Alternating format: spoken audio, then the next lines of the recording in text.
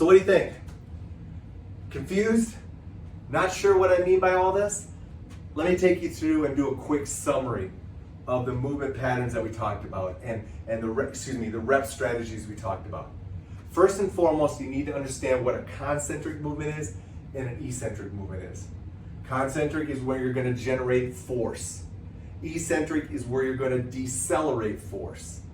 Hopefully that makes sense. Now we've talked about, and I'm going to take my red band here, we've talked about four different ways to go ahead and improve your rep strategy. Way number one, our first strategy, was slow concentric, slow eccentric. So pull apart. Slow concentric, slow eccentric. Why did we want to do that? Very simple, for stability. Yeah, if you're working at trying to improve stability, that's what you're looking at using that strategy for. Strategy number two was a fast concentric by a slow eccentric. So we're going to go ahead, fast concentric, slow eccentric. Fast concentric, slow eccentric. Why are we going to do that? To generate power. To teach your body how to go ahead and generate power in your concentric movement. That's what speed does, but more importantly, that's what the variable resistance of a band allows you to do.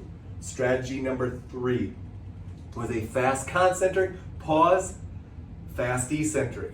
So we're in this same position, fast concentric, fast eccentric. But notice how I pause and pause, using a simple pull apart. Why are we going to work on that?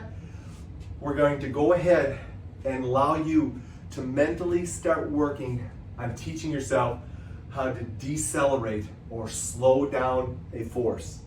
So as we're going to work on our power, but then we're going to work on our ability to slow down. Power, slow down.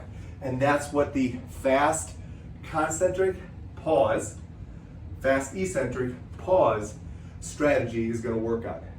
And then lastly, the fourth strategy was to go ahead and get you to a point where you become more athletic.